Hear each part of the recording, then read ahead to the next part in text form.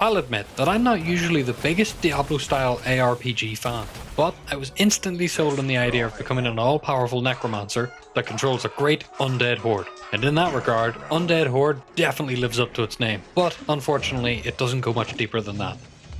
Undead Horde is a pretty casual ARPG with a splash of strategy, in the form of a giant undead army that you command. The game is single player only and was released back in 2019 by Finnish studio 10 Tons. 10 Tons seems to specialise in this sort of casual game, with an isometric or RTS style camera. A few of their other games are definitely on my list to check out at a later date, if they are at the same quality or better of today's game. I played through the game on my Pixel 6 Pro, using the on-screen controls, and it was a breeze. There were a few times where I had a bit of frittering about in order to equip or sell items, but it wasn't a deal breaker. The game also has native controller support, and while that works pretty well for the most part, there is the small hiccup of being unable to open the inventory. The on-screen tooltip says to press the right face button, which is B in my case, to open the menu, but that would pause the game for me, and I found no controller button would actually open the inventory. Before we go further, I must note that the game does not have cloud support, or any other way to allow you to back up your save without having a rooted or jailbroken device. So changing your device or uninstalling the game will cause your save to be lost. I feel like this is a pretty big oversight, given that the game has New Game Plus, which incentivizes you to play through on just one save slot multiple times. This was a pretty big gripe for me, and it niggled at the back of my mind throughout my whole playthrough. Undead Horde will set you back about £6 or $7 on Android, and is significantly more expensive on PC, sitting around £13.50 or $17 at the time of writing. You can also install Undead Horde if you have the Google Play Pass. Thankfully, no other monetization is present in the game, so this is just your traditional, single purchase of a game. I played through the game on both PC and on Android, in order to see if there were any differences between the two platforms. Graphically, the PC version is superior, but that is only due to the higher resolution. Opening the game, we are greeted by some nice key art and a set of horizontal buttons. You can set your preferred language, change some settings, select your save slot, and hop into the game. Going straight into the settings menu, I'm pleased to see that it does actually offer a few different options for you to tweak to your liking. Under gameplay, you will find mostly accessibility tweaks, like stick positions where you touch the screen, an anti-nausea camera, or an opaque minimap. I personally liked having my minimap opaque, so it was easier for me to make out everything on the smaller screen. Under sound, you can tweak the volume of the music or the sound effects. And if you're not a fan of the voiceover feedback for every action, which can overlap in certain situations, then you can turn that off in the sound menu too.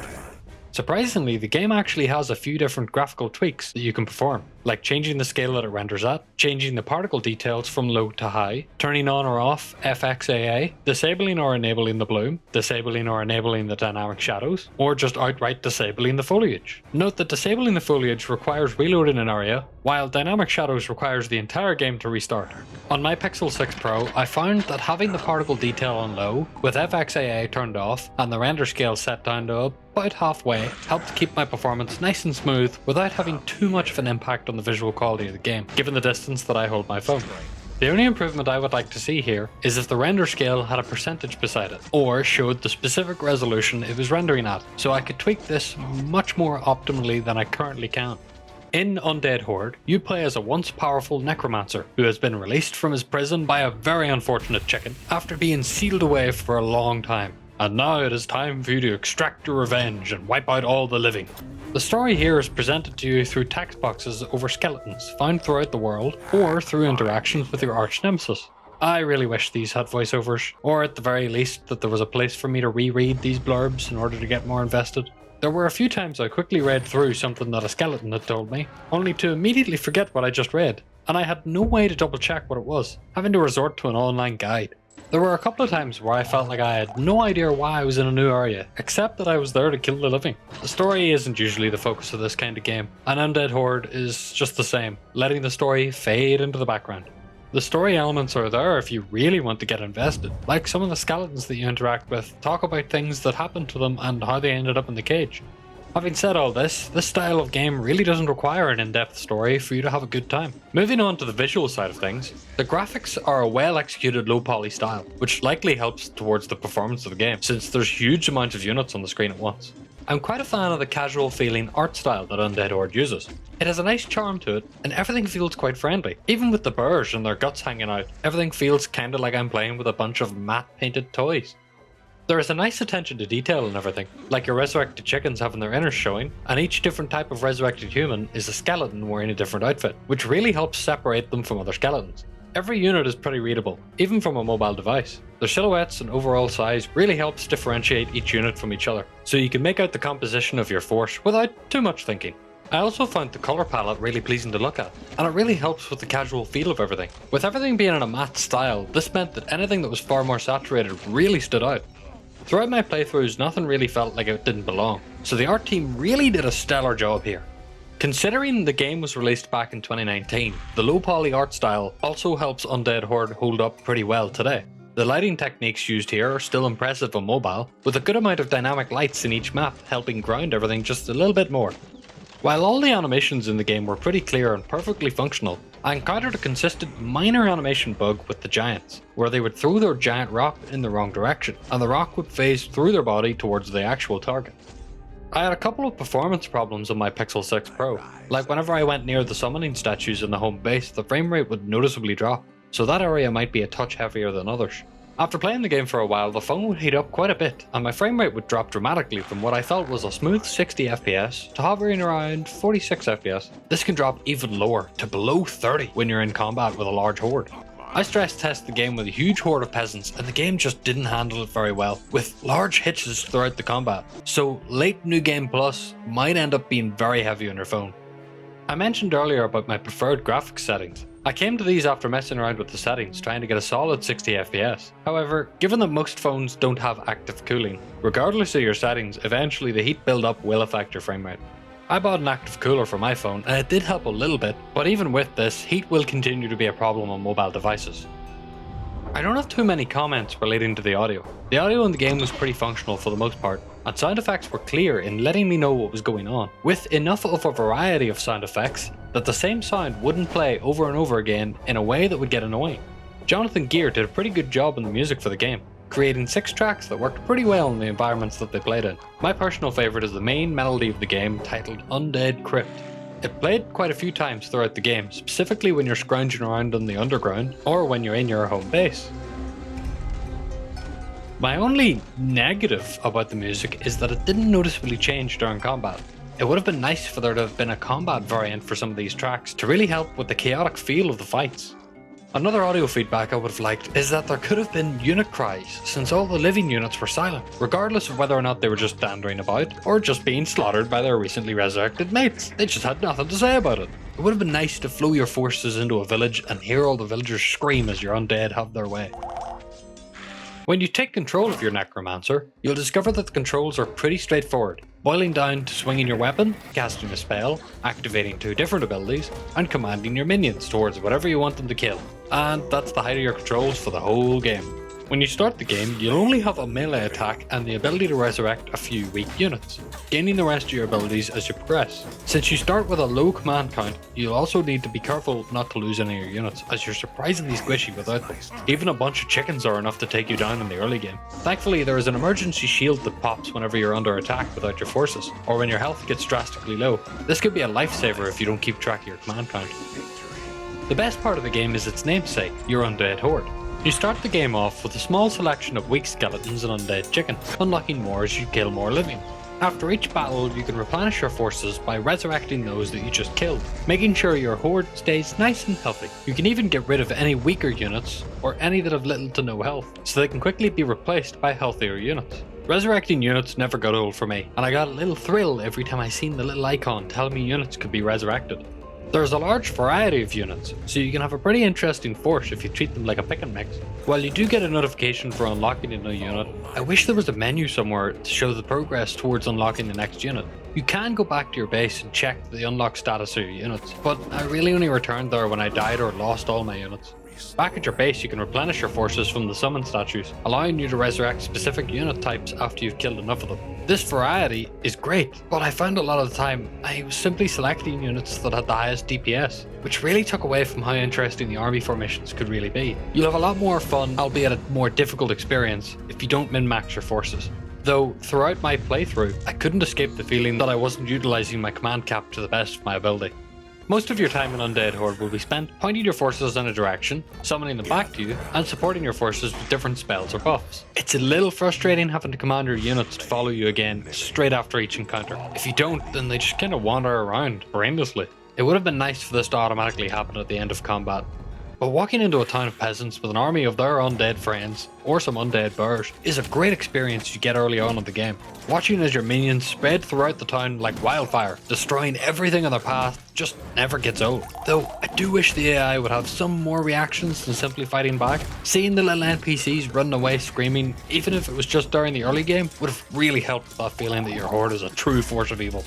As you spread throughout each location, killing certain foes, destroying buildings or opening chests will grant you a few different random items with lots of different effects, like a shield for your units, or being able to conjure up some additional undead units.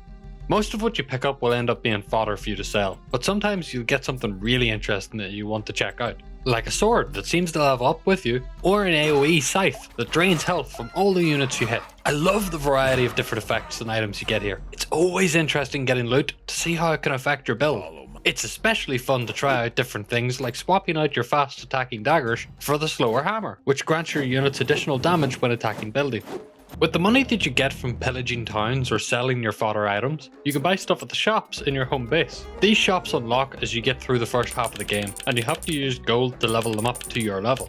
Each shop offers you a random selection of items of varying qualities, based on how much money you've donated to the shop so far. However, I found these items tended to be their baser versions, with only one or two effects, while the items I found out in the wild were much more powerful. So most of the time I didn't buy any items from the shop and just stuck with whatever I found. Having said that, the weapon shop was the most useful to me throughout my first playthrough, since that had items that were well above my found items DPS. The best item I found from the shop was a hammer that increased my damage per second by a whopping 138 points. That is a nice and hefty increase over my sword that I had found in an earlier fight with a hero.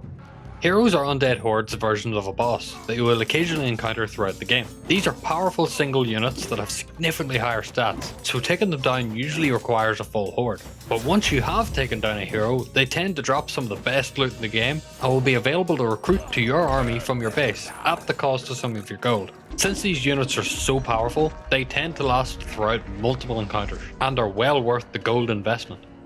Attacking enemies in Undead Horde is unfortunately not as fun as managing your forces. It feels like you're standing there just trying to chop down a tree, simply holding the attack button until the unit falls, and then you move on to the next one. The only feedback you get for landing a hit is some damage numbers above the enemy. You also have access to different spells based on the staff that you're wielding or the rings that you have equipped. I would have used my spells more often, since throwing a fireball at your foes is pretty satisfying, but the rate that you recharge your mana at is so slow that it's really not worth waiting around for. And the only other way for you to regain your mana is to destroy objects like the blue mana pots or town wells, which were usually placed before and after where you would usually fight enemies. Due to this, I kept my mana for more long-term benefits like creating new undead units or supporting my existing forces with buffs. Upon leveling up, you are presented with 3 different cards that upgrade your stats in specific ways. This allows for different builds across different playthroughs, as you can focus on one specific stat more than others. I found my command limit to be the most effective way to get through the game, but you could also focus on upgrading your mana in order to cast more spells. I quite like this system. The art on the cards is nice, and sometimes you receive quite a large upgrade, but there were times when I got a card that flat out didn't upgrade specific stats, basically making my choice for me. Also, it is disappointing that the only upgrades you get from leveling up are stat increases rather than gaining new abilities or passive buffs for yourself. While I mentioned earlier that you can make your army out of any composition pretty quickly, that doesn't really apply to combat. Due to the fast pace at which units die, I often find myself wondering a couple of times of who do I actually have with me. I rarely knew the composition of my forces. After long enough gameplay sessions, my force would go from a lovely balance of melee ranged with support to just whoever I just killed, which was mostly melee units. It usually wasn't a problem, but it was very noticeable when I came across a tougher foe. My army would just crumble due to a poor composition, forcing me to head back to the home base to rebuild my army again. This made it so that when I knew I was about to fight a boss, I felt like defeat was pretty certain, unless I went back to the base, wasting a lot of time. Probably my least favourite thing to do in the game was combat with my own character. When your units are in the frays of the war, your personal contributions to the fight essentially boil down to auto-attacking and firing off spells once your cooldowns are up if you have enough mana. You can also take a more tactical approach to help out your troops by flanking the enemy and spawning units if you have that ability, or attacking the enemy spawns to stop reinforcements. But if you're just out scrapping with another large force, there will be a lot of zoning out as you just stand there mindlessly swinging away. The structure of Undead Horde is made up by a bunch of smaller maps linked together by a world map that you can view at any time. You go through a variety of different environments and you don't stick around in any one biome for too long, so you'll never get sick of the appearance of an area. My personal favourites were the ice and lava locations late in the game. When you enter an area, you'll see a tracker above the minimap that will tell you how many of the living are currently in this area, and how many buildings you'll have to deal with. While any buildings you destroy will stay that way, the living will respawn if you die or reload the game, until you've completely cleared them out. I really enjoyed roaming around each area and eradicating each and every living unit, sometimes adding them to my forces. Even with a fully visible minimap, the exploration of each area was quite fun. This is in large part due to the visuals. I also love that visually the game's lighting gets darker and spookier when you clear out an area, representing that anything alive there is now just undead. Each area has a secret hidden away in it somewhere, and I found some of these pretty difficult to find, since a lot of these are hidden away behind hidden passages with buttons either not being lit enough for my eyes or hidden off camera. I resorted to walking along the walls pressing the interact button until I eventually fell back on using a guide. Even with those gripes, I loved finding these hidden secrets in every level, and I appreciated that every level had something hidden away in it. When you hand in a quest, sometimes you'll get hints, secrets, or ways into locked rooms. However, if like me, you expect it to be fluff most of the time, then you'll quickly click through the dialogue box and find out the hard way that there is no way to speak to a character again. This was pretty frustrating, as a few times I read the dialogue and went away to find the secret, only to forget what was said, and I had to resort to an online guide. This is why I mentioned earlier that a way for characters to repeat their last lines would be a lovely quality of life feature. Undead Horde has kind of a new game plus feature, where you start over with all your upgrades and all your units unlocked and have to conquer the world again, gaining higher level equipment as you go, so there's plenty here for you to sink your teeth into if you end up loving the game. This really helps the game avoid the problem of feeling like it has ended just as you are getting to the most powerful, since all the best equipment is held off until the end of the game. Outside of the earlier mentioned giant animation bug, I only encountered a slightly annoying hiccup where sometimes items like mana orbs or gold would drop in areas that I couldn't access, and no matter how hard I tried, I just couldn't acquire them. So, how do I feel about the game after conquering an entire map with a giant undead horde? Honestly, I would recommend this game as a really fun, casual experience, and it's something I'll definitely be keeping installed on my phone. Undead Horde is pretty easy to just pick up and play while you're out and about, since everything is so straightforward, and it only needs some of your attention while playing through it. You can easily play this game and watch something like a TV show, and you'll be just fine. And even if your attention does get you killed, there's basically no downside to dying, since you'll just respawn in the home base and can freely rebuild your army.